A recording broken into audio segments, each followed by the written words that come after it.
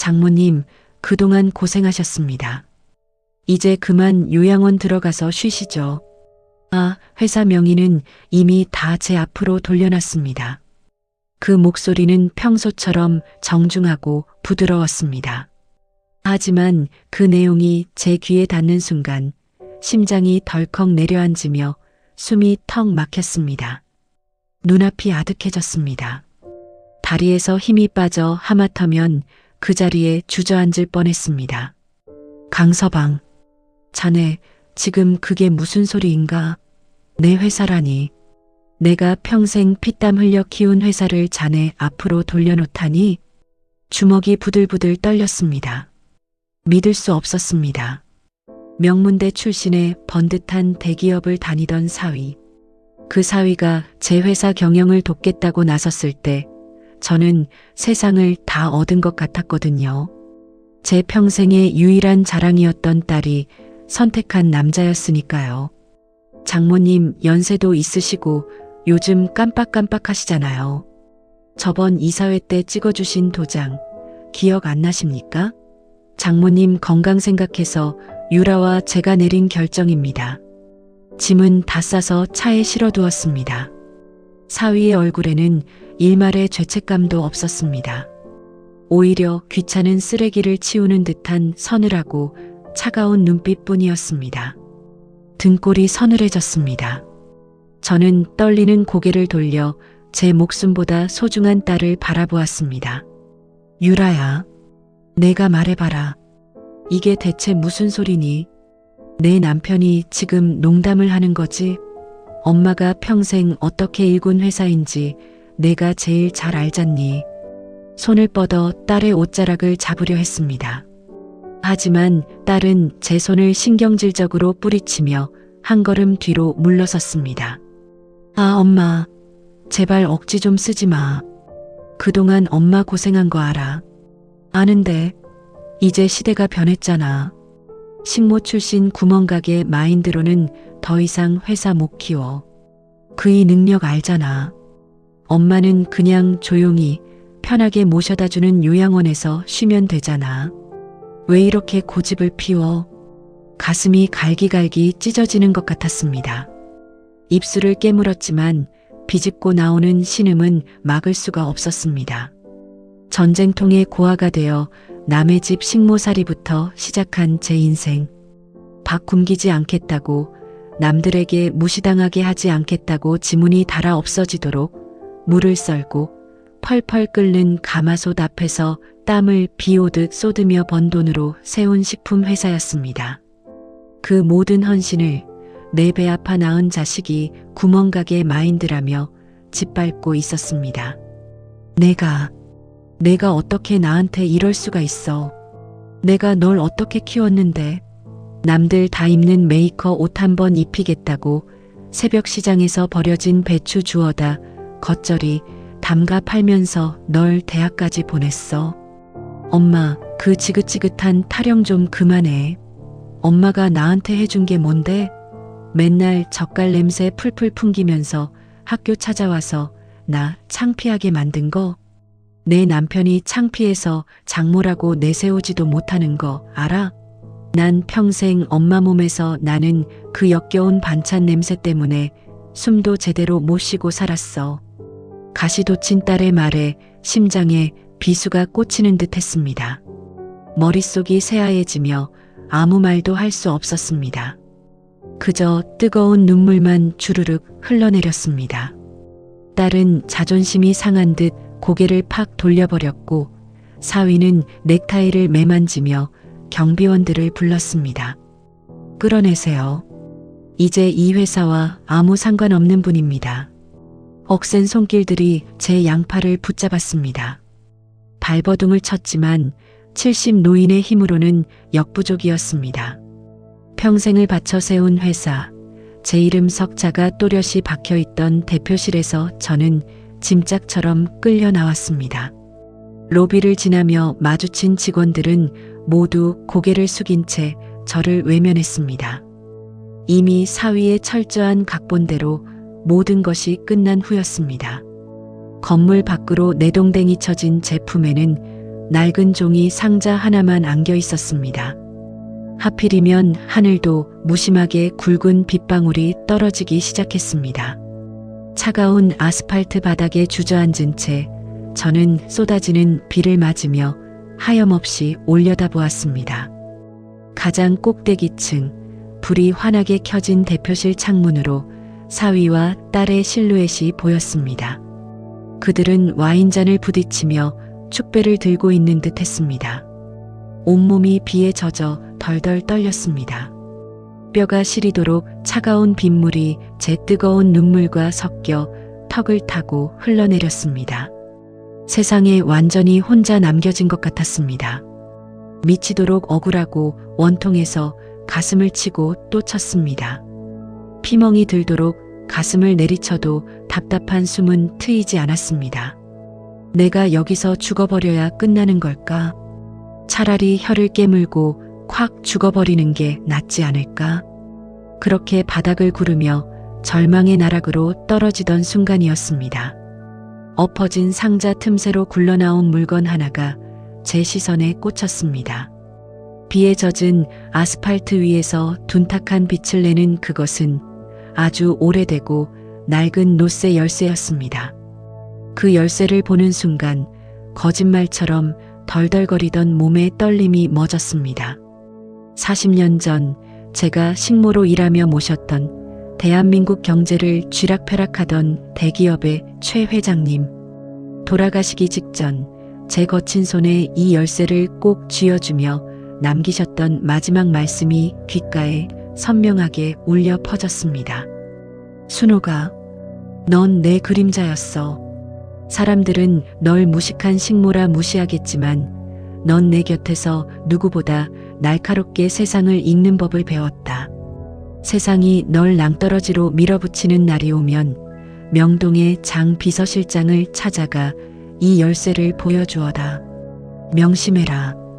호랑이는 이빨을 숨기고 사냥꾼은 마지막 순간까지 총구를 내리지 않는 법이다. 등을 타고 흐르던 차가운 빗물이 순간 펄펄 끓는 용암처럼 뜨겁게 타오르는 것 같았습니다. 턱 막혔던 숨이 깊게 쉬어지며 슬픔으로 탁하게 흐려졌던 눈빛이 서서히 맑아졌습니다. 딸을 잃었습니다. 회사를 잃었습니다. 제 평생을 송두리째 부정당했습니다. 하지만 저는 그들이 생각하는 그저 늙고 무식한 반찬가게 할망구가 아니었습니다. 한때 대한민국 최고 권력자의 안방을 지키며 그 모든 은밀한 대화와 결정을 지켜보았던 유일한 제자이자 가장 완벽한 그림자였습니다. 저는 젖은 바닥을 짚고 천천히, 아주 천천히 일어났습니다. 빗물에 젖은 열쇠를 집어들자 쇠붙이의 서늘한 감촉이 손바닥을 파고들었습니다. 다시 올려다본 대표실 창문에는 여전히 오만한 두 사람의 모습이 보였습니다. 입꼬리가 귀까지 비틀려 올라갔습니다. 그래, 내 피와 땀으로 세운 회사, 어디 한번 마음껏 주무르며 실컷 잔치를 벌여두어라. 내가 너희들을 가장 높은 곳에서 가장 비참한 시궁창 바닥으로 끌어내려 줄 테니까. 너희가 짓밟은 식모 출신 노인네가 어떤 지옥을 만들어낼 수 있는지, 피눈물이란 게 어떤 맛인지 이 늙은 어미가 뼈저리게 가르쳐주마. 빗속을 뚫고 걷는 제 걸음에는 더 이상 힘없는 노인의 비틀거림이나 눈물 섞인 회한은 없었습니다. 사냥을 시작하기 위해 어둠 속으로 스며드는 굶주린 한 마리 짐승의 서늘한 기운만이 감돌 뿐이었습니다. 목적지는 정해졌습니다. 명동 한복판, 시간이 멈춘 듯한 오래된 전당포. 그곳에 아직 최 회장님의 충견이 살아 숨쉬고 있다면 이 비극의 판을 완전히 뒤집을 수 있을 것입니다. 발걸음이 점점 빨라졌습니다. 가슴속에서 시퍼런 복수의 칼날이 조용히 갈리고 있었습니다. 반격의 서막이 이제 막 오르고 있었습니다. 명동의 비좁은 골목길은 거미줄처럼 복잡했습니다. 쏟아지는 비를 흠뻑 맞은 탓에 뼛속까지 시린 한기가 스며들었지만 제 두 발은 무언가에 홀린 듯 멈추지 않고 움직였습니다. 손에 꽉 쥔 낡은 노쇠 열쇠가 마치 심장처럼 뜨겁게 박동하며 길을 안내하는 것 같았죠. 다방, 양복점, 그리고 붉은 벽돌 건물. 숨이 턱 끝까지 차오를 무렵 골목 가장 깊숙한 곳에 숨겨진 허름한 전당포 간판이 눈에 들어왔습니다. 70평생 한 번도 와본 적 없는 곳이었지만 40년 전 최 회장님이 흘리듯 뱉으셨던 그 주소가 뇌리에 화인처럼 박혀 있었습니다. 덜컹 녹슨 문을 열고 들어가자 퀴퀴한 먼지와 오래된 종이 냄새가 훅 끼쳐왔습니다. 희미한 백열등 아래 백발이 성성한 노인이 돋보기를 낀 채 시계를 들여다보고 있었습니다. 영업 끝났습니다. 내일 오시지요. 고개도 들지 않고 내뱉는 무뚝뚝한 음성. 40년이라는 세월이 흘렀지만 저는 그 목소리를 단번에 알아들을 수 있었습니다. 대한민국 정재계의 검은 돈과 은밀한 거래를 조율하던 최 회장님의 완벽한 수족. 장태수 비서실장이었습니다. 마른 침을 꿀꺽 삼켰습니다. 덜덜 떨리는 손을 뻗어 비에 젖은 노쇠 열쇠를 낡은 유리 진열장 위에 올려놓았습니다. 달그락 쇠붙이가 유리에 부딪히는 둔탁한 소리에 노인의 움직임이 뚝 멎었습니다. 천천히 고개를 든 그의 시선이 열쇠에 닿는 순간 탁하게 가라앉아 있던 그의 눈동자가 벼락을 맞은 듯 크게 흔들렸습니다. 이것은 장 실장님, 안녕하셨습니까? 돋보기를 벗어 쥔 노인의 손이 파르르 떨렸습니다. 그는 믿을 수 없다는 듯 제 얼굴과 열쇠를 번갈아 쳐다보았습니다. 비에 젖어 미역 줄기처럼 늘어진 머리카락, 흙탕물이 튄 낡은 바지. 겉모습은 길거리의 초라한 노인네였지만 제 눈빛만큼은 40년 전 회장님의 서재문을 굳건히 지키던 그 식모 소녀의 것 그대로였습니다. 순호가, 내가 기어이 이 문을 열고 들어왔구나. 장 실장님의 입에서 제 이름이 흘러나오자 참았던 눈물이 다시금 왈칵 쏟아질 뻔했습니다. 하지만 저는 아랫입술을 꽉 깨물며 눈물을 삼켰습니다. 지금은 울 때가 아니었으니까요. 그는 아무 말 없이 전당포의 셔터를 내리고 문을 굳게 잠갔습니다. 그리고 벽면에 놓인 거대한 낡은 책장을 밀어냈습니다. 끼기깃하는 소리와 함께 책장이 돌아가며 그 뒤에 숨겨져 있던 쇳덩어리로 된 육중한 금고 무늬 모습을 드러냈습니다. 회장님께서 눈을 감으시던 그날 밤 내게 신신당부하셨지. 언젠가 순옥이가 이 열쇠를 들고 찾아오면 지옥 끝까지라도 따라가서 돕거라. 그 아이는 내 평생 가장 완벽한 제자였으니. 장 실장님이 열쇠를 받아 금고에 꽂고 돌리자 묵직한 파열음과 함께 문이 열렸습니다. 그 안에는 먼지가 뽀얗게 내려앉은 가죽 가방 하나가 덩그러니 놓여 있었습니다. 떨리는 손으로 가방을 열자 그 안에는 누렇게 바른 편지 한 통과 두꺼운 검은색 장부 2권 가리고 차명 계좌가 적힌 통장 수십 개가 들어 있었습니다. 편지를 펼치는 순간 굵은 눈물방울이 툭 떨어져 잉크를 번지게 했습니다. 순호가, 내가 이 편지를 읽고 있다면 필시 누군가에게 벼랑 끝으로 내몰렸다는 뜻이겠지. 이 늙은이의 눈은 틀린 적이 없다.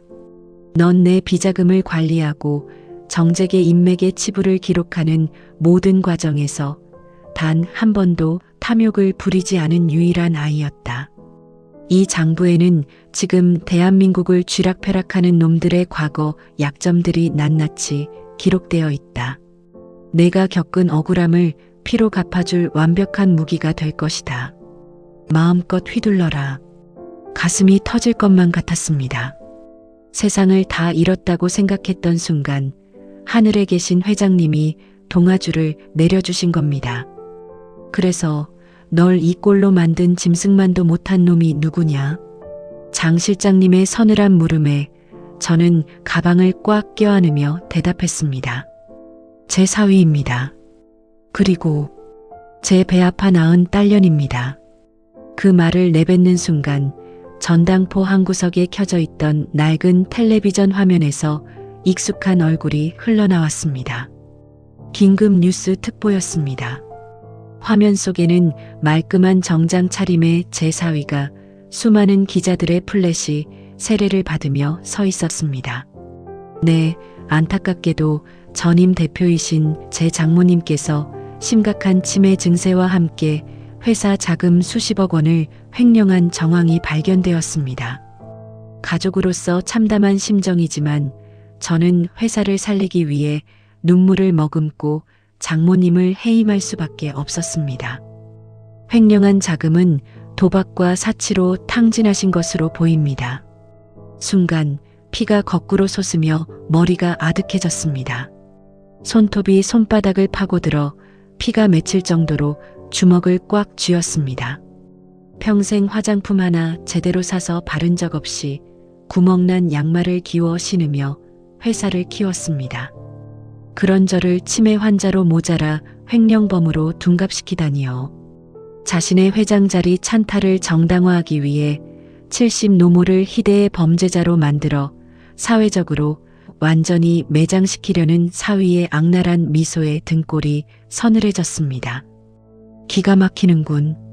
저놈이 지금 무슨 짓을 저질렀는지 전혀 모르고 있어. 장 실장님이 텔레비전을 꺼버리며 혀를 찼습니다.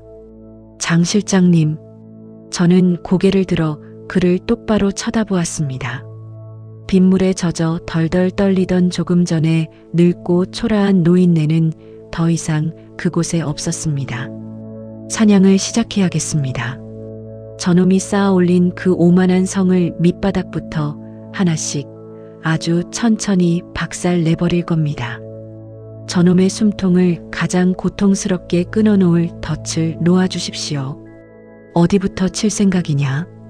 저놈이 가장 믿고 있는 동아줄. 그 썩은 줄부터 불태워버려야지요. 제 시선은 검은색 장부의 첫 페이지, 사위가 최근 대규모 투자를 유치하기 위해 매일같이 문지방이 닳도록 드나들던 유력 정치인의 이름에 꽂혀 있었습니다. 호랑이는 사냥감의 목통을 물기 전까지 발톱을 숨기는 법입니다. 이제 제 평생의 피눈물을 앗아간 그들에게 진짜 지옥이 무엇인지 보여줄 차례였습니다. 장 실장님의 지시대로 명동의 낡은 여관방에 몸을 숨긴 지 사흘째 되던 날이었습니다.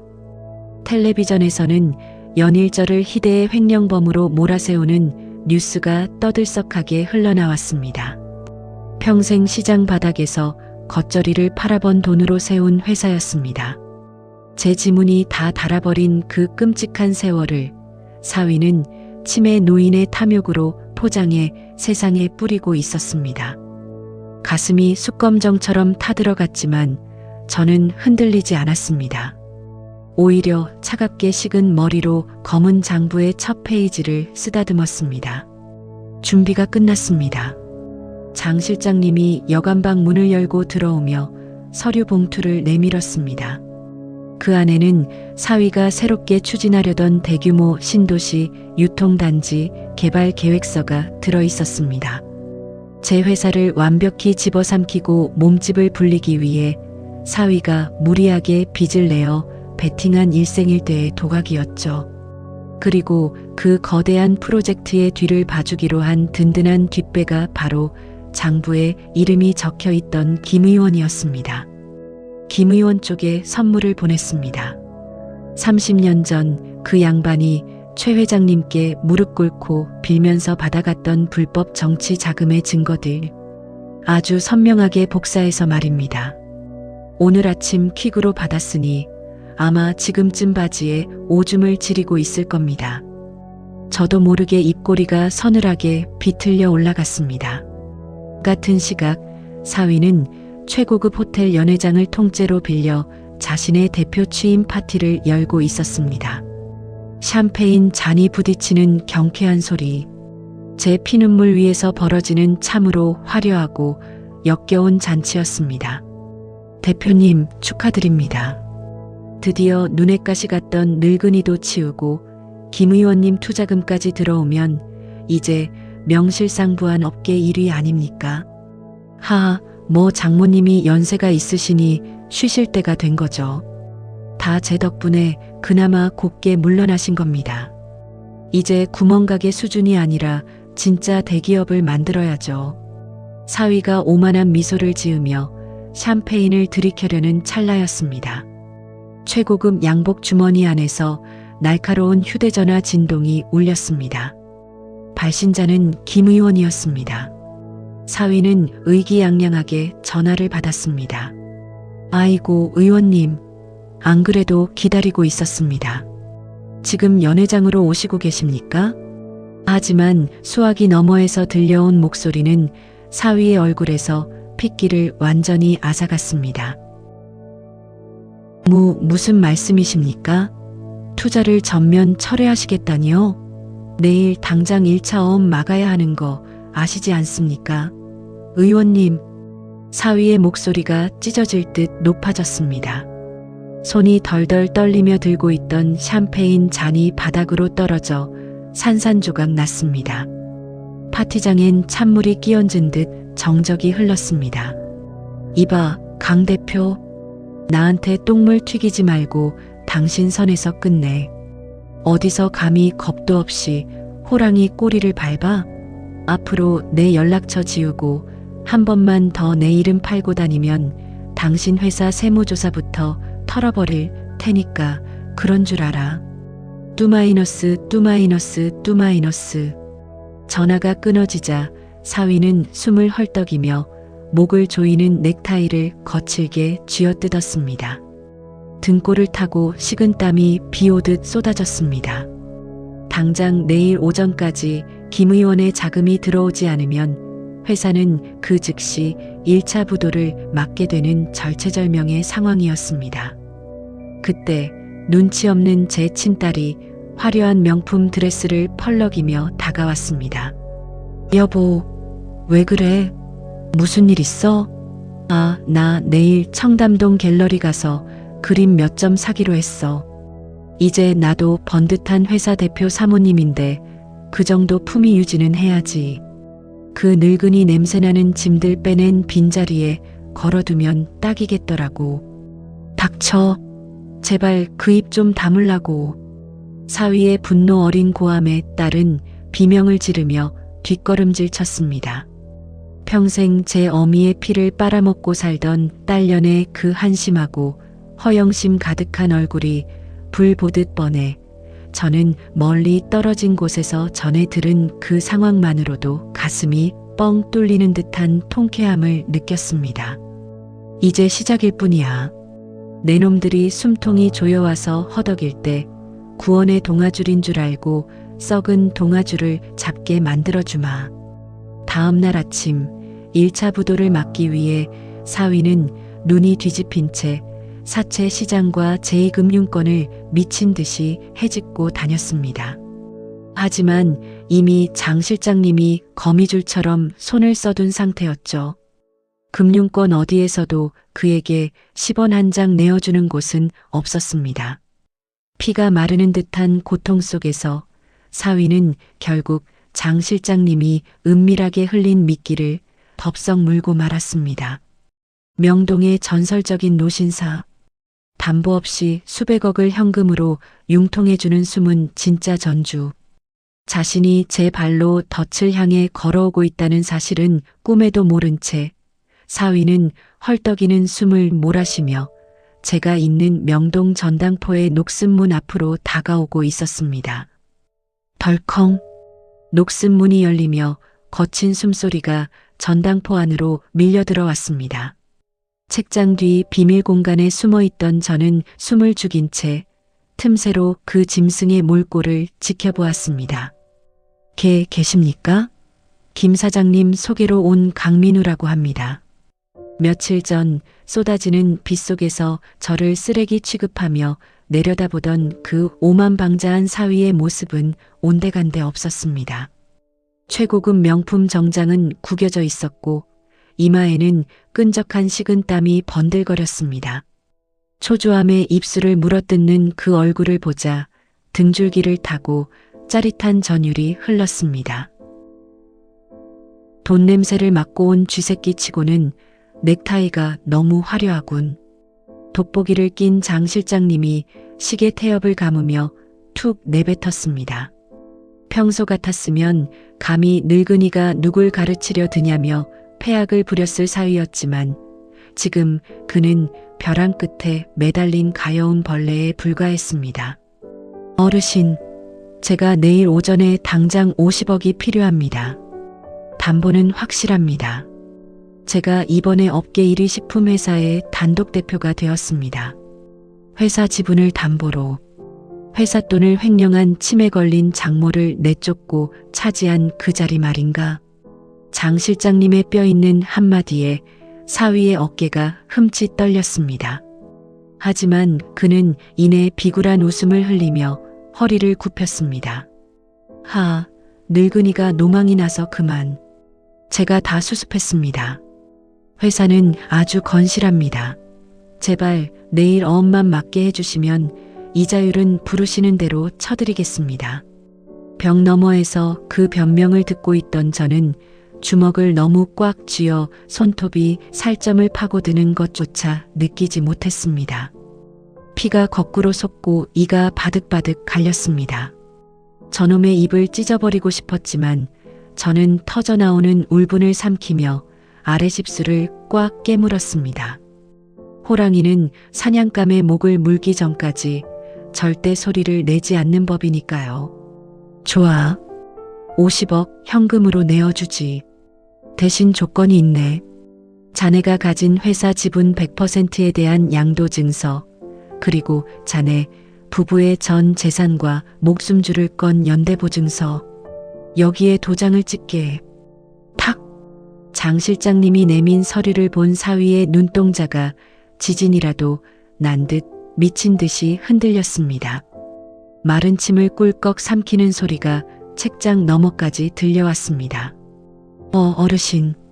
이건 너무. 싫으면 나가. 자네 말고도 돈 빌리러 올 놈들은 명동 바닥에 널리고 널렸으니까. 장 실장님이 서류를 거두려 하자 덜덜 떨리던 사위의 손이 다급하게 펜을 움켜쥐었습니다. 아닙니다. 찍겠습니다. 찍겠습니다. 사각사각. 적막한 전당포 안에 사위가 자신의 무덤을 파는 소리가 경쾌하게 울려 퍼졌습니다. 인감도장이 종이 위에 붉은 피처럼 찍히는 순간 꽉 막혔던 제 가슴 속에서 뜨거운 숨이 터져 나왔습니다. 감사합니다, 어르신. 정말 감사합니다. 이 은혜는 잊지 않겠습니다. 사위는 서류 봉투에 담긴 수표를 쑤셔 넣듯 챙기며 바닥에 엎드려 절까지 했습니다. 제 평생의 고열을 빨아먹고 우뚝 서 있던 그 대단한 엘리트 사위가 사실은 제 발밑에서 구걸하고 있다는 사실도 모른 채 말입니다. 문이 닫히고 사위의 발소리가 완전히 멀어진 후 저는 천천히 책장을 밀고 밖으로 나왔습니다. 장 실장님이 조용히 제 앞으로 서류를 밀어주었습니다. 주식 양도 증서, 양수인 김순옥. 서류에 선명하게 찍힌 사위의 지장과 도장을 보는 순간 참고 참았던 뜨거운 눈물이 왈칵 쏟아졌습니다. 다리에 힘이 풀려 털썩 주저앉고 말았습니다. 수고하셨습니다, 장 실장님. 이제 회사는 다시 순옥이 내 것이 되었다. 여기서 끝낼 텐가? 눈물이 범벅이 된 얼굴을 소매로 거칠게 닦아냈습니다. 바들바들 떨리던 제 입술에서 터져나온 목소리는 그 어느 때보다 차갑고 단호했습니다. 아니요. 아직 멀었습니다. 저놈은 오늘 밤 자신이 위기를 넘겼다며 제 딸년과 또 축배를 들고 있겠지요. 가장 꼭대기에 올라갔다고 믿는 순간 그 발밑의 유리가 산산조각 나는 고통을 맛보게 해줄 겁니다. 저는 품속에서 낡은 수첩 하나를 꺼냈습니다. 그것은 사위가 제 회사를 뺐을 때 가장 혈안이 되어 찾았던 것. 바로 대기업 회장님 입맛까지 사로잡았던 제 평생의 비법, 핵심 소스 레시피였습니다. 내일 우리 공장에서 신제품 대량 생산이 시작되는 날입니다. 장 실장님, 사위놈 금고에 이 가짜 레시피가 자연스럽게 흘러들어가도록 사람을 하나 심어주십시오. 세상에서 가장 치명적인 독은 달콤한 꿀에 탈을 쓰고 찾아오는 법입니다. 핵심 재료인 매실청 대신 겉모양만 비슷한 화학 첨가물이 적힌 그 가짜 레시피로 만든 수십만 개의 제품이 전국 대형마트에 깔리는 순간 그의 거대한 성은 뿌리째 뽑혀 불타오르게 될 것입니다. 피눈물 나는 진짜 복수는 이제 막 시동을 걸었을 뿐입니다. 일주일 뒤 텔레비전 화면 속에서 사위는 화려한 스포트라이트를 받으며 서 있었습니다. 저희 회사의 오랜 비법이 담긴 신제품입니다. 드디어 제가 그 숨겨진 레시피를 완벽하게 현대화하는데 성공했습니다. 기자들의 카메라 플래시가 터지고 제 딸녀는 옆에서 최고급 실크 원피스를 입고 우아하게 미소를 지으며 서 있었습니다. 사위는 장 실장님이 심어둔 직원을 통해 제 금고에서 훔쳐낸 가짜 레시피가 진짜인 줄 알고 사채로 빌린 50억을 몽땅 털어 전국 대형마트에 제품을 깔았습니다.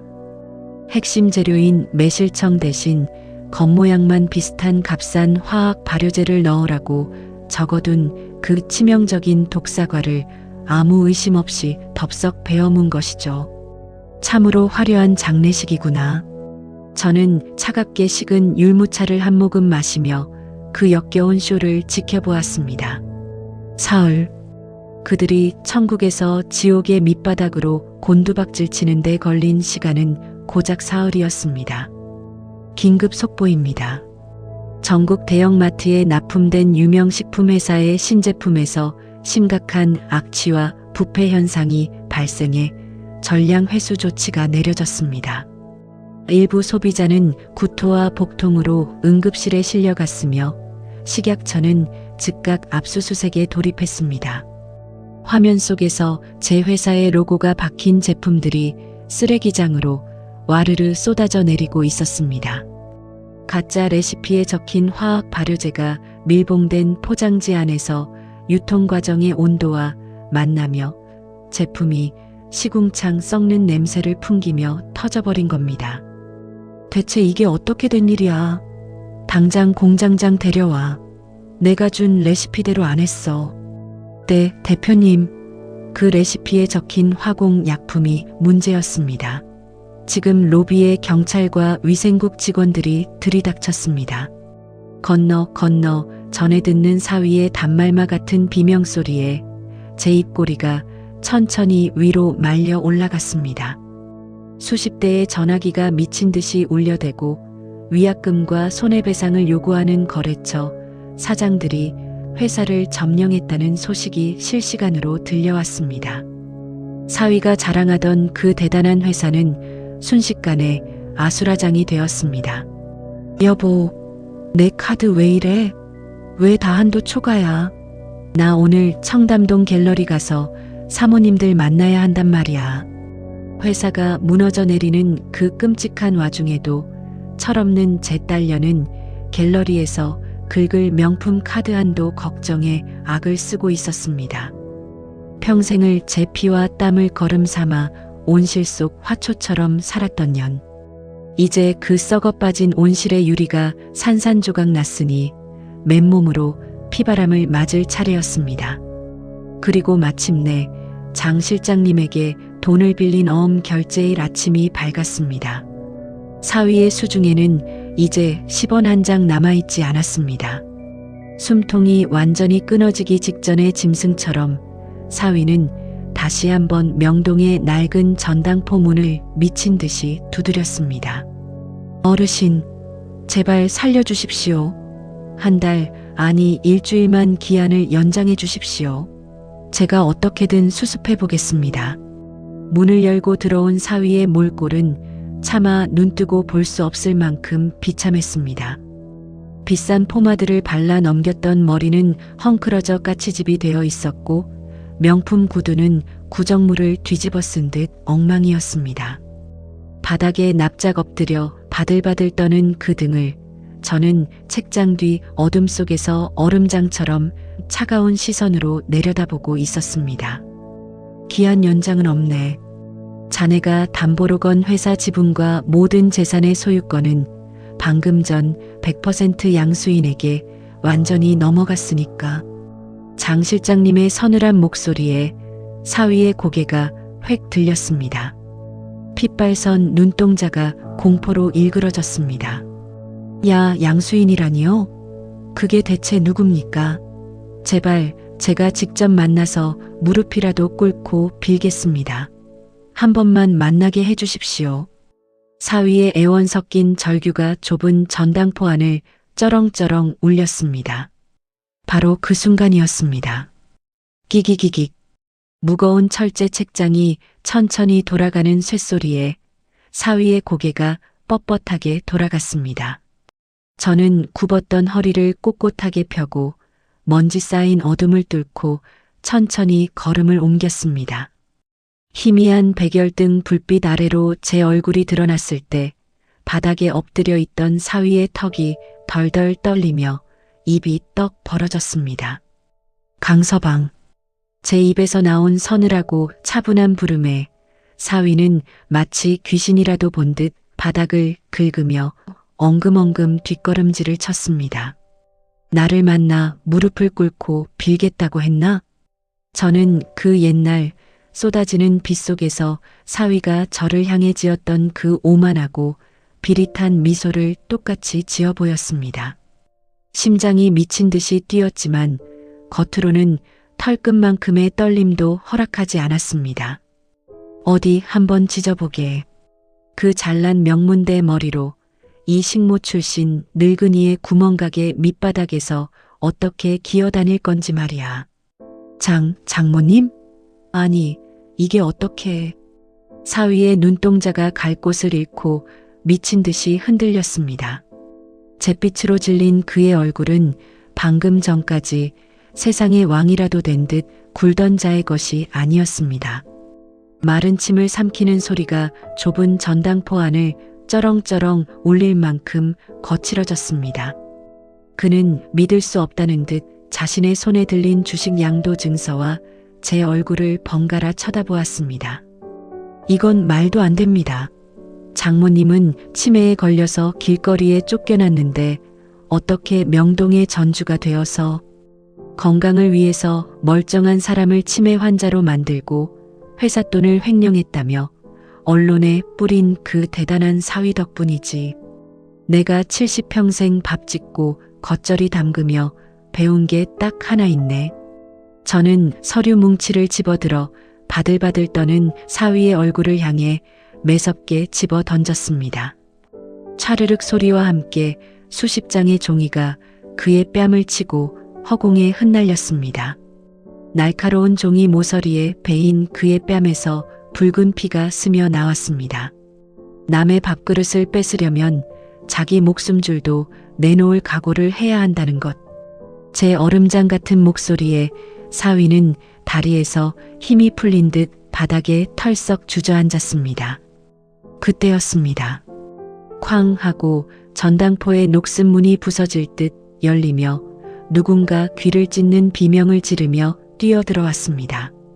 여보, 당신 여기 숨어 있었어?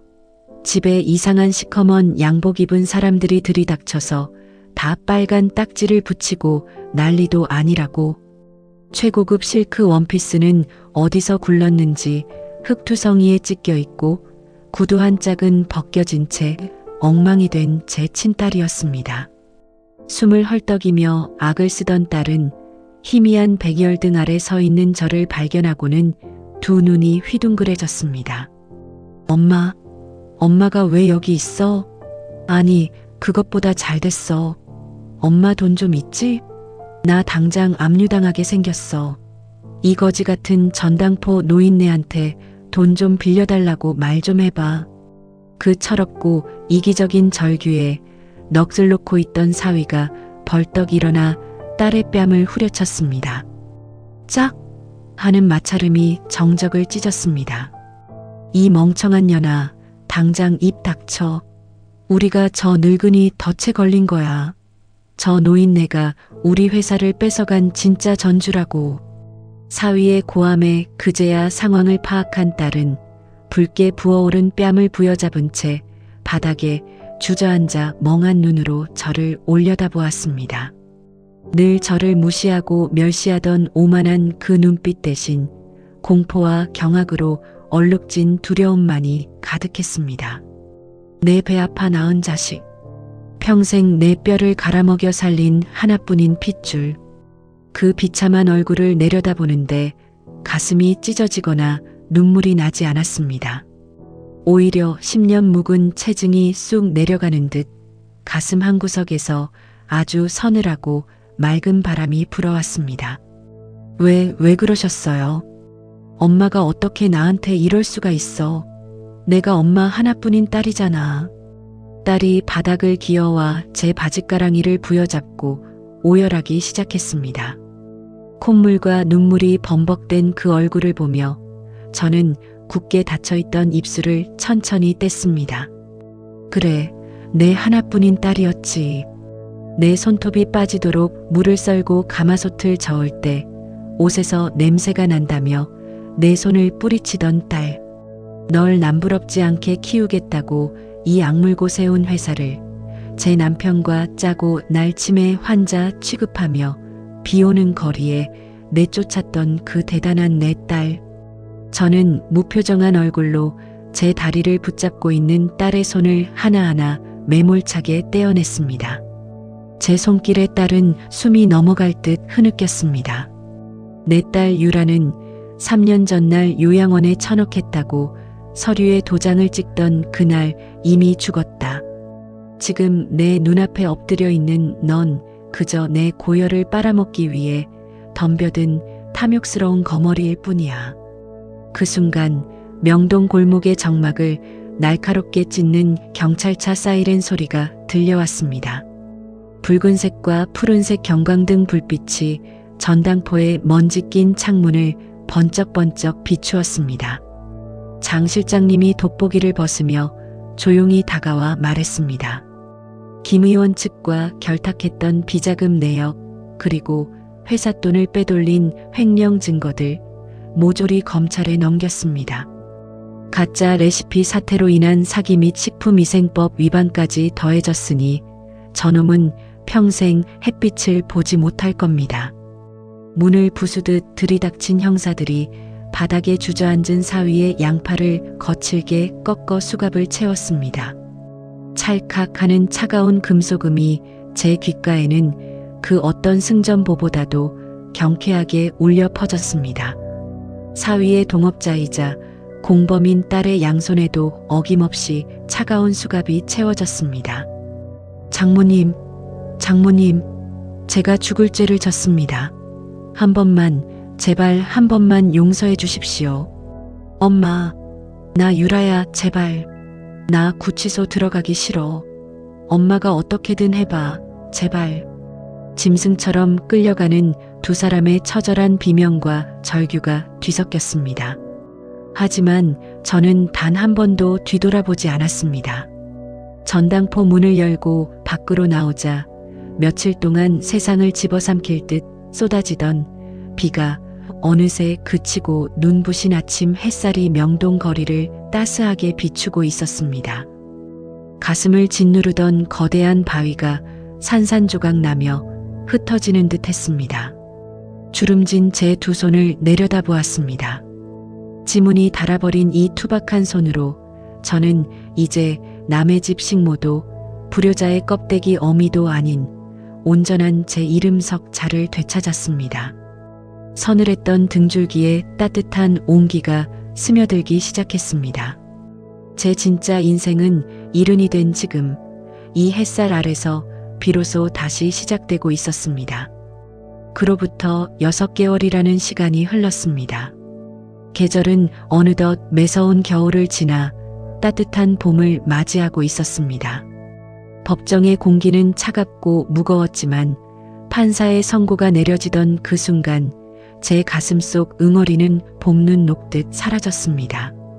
수백억 대의 횡령과 사기, 배임 혐의로 제 사위는 징역 15년이라는 무거운 형을 선고받았습니다.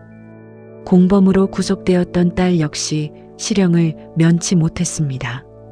푸른 수의를 입고 피고인석에 앉아있던 두 사람. 저와 눈이 마주치자 짐승처럼 울부짖으며 제발 살려달라 애원했지만 제 마음에는 일말의 동요도 일지 않았습니다. 썩은 살은 도려내야만 남은 몸이 살 수 있는 법이니까요. 제 인생을 좀먹던 거대한 종양을 완전히 떼어낸 기분이었습니다. 오늘 저는 다시 제 이름 석자가 또렷이 박힌 명패를 안고 대표실로 출근했습니다. 로비에 들어서자 일제히 허리를 숙여 인사하는 직원들의 모습이 보였습니다. 불과 몇 달 전 비 내리는 길거리로 짐짝처럼 쫓겨나는 저를 고개 숙여 외면했던 그들이었습니다. 두려움과 미안함이 섞인 그들의 흔들리는 눈빛을 보며 저는 부드럽지만 단호한 미소를 지어 보였습니다. 다들 고개 드세요. 지나간 일은 묻지 않겠습니다. 대신 다시는 누구도 부당하게 쫓겨나는 일이 없는 회사를 만듭시다. 내 밥그릇이 소중하면 남의 밥그릇도 지켜줄 줄 아는 게 진짜 장사꾼입니다. 제 한마디에 직원들의 눈시울이 붉어지는 것을 볼 수 있었습니다. 식모 출신의 늙은 대표가 내민 투박한 손. 그들은 그 손을 굳게 맞잡으며 진심 어린 박수를 보냈습니다. 오후에는 장 실장님과 함께 경기도 외곽의 한적한 공원묘지를 찾았습니다. 따스한 봄볕이 내리쬐는 비석 앞, 저는 가져온 백합 한 다발을 조용히 내려놓았습니다. 회장님, 저 순옥이 왔습니다. 손끝으로 차가운 비석을 어루만지자 가슴 한구석에서 뭉클한 감정이 차올랐습니다. 회장님께서 남겨주신 마지막 가르침 덕분에 제 평생의 피땀을 지킬 수 있었습니다. 호랑이의 발톱은 이제 거두었습니다. 다시 사람을 살리고 배를 불리는 따뜻한 밥을 짓겠습니다. 장 실장님이 제 어깨를 가만히 토닥여 주었습니다. 혈육에게 버림받고 완벽히 혼자가 되었다고 생각했던 그 끔찍한 시간 속에서 저를 지탱해 준 것은 결국 피 한 방울 섞이지 않은 이들의 연대와 굳건한 믿음이었습니다. 이제 장 실장님은 제 회사의 든든한 고문으로서 저와 남은 여정을 함께하기로 했습니다. 산길을 걸어 내려오는 길. 70 노인의 걸음이라기엔 믿기지 않을 만큼 발걸음이 깃털처럼 가벼웠습니다. 제 나이 70. 누군가는 인생의 황혼이라 부르며 모든 것을 내려놓을 나이라고 합니다. 자식 농사에 실패했으니 헛살았다고 손가락질할지도 모르죠. 하지만 저는 다릅니다. 밑바닥부터 다시 쌓아 올린 이 단단한 성 위에서 저는 더 이상 상처받고 버림받은 늙은 어미가 아닙니다. 앞으로의 제 삶은 오직 저 자신을 위해, 그리고 저를 믿고 따르는 새로운 가족 같은 직원들을 위해 쓰일 것입니다. 손끝에 남아있는 훈장 같은 잔잔한 굳은 살을 만지며 저는 눈부신 푸른 하늘을 향해 크게 심호흡을 했습니다. 가슴 깊은 곳까지 맑고 시원한 공기가 가득 차올랐습니다. 제 인생의 가장 찬란한 봄날은 70이 된 지금부터가 진짜 시작입니다.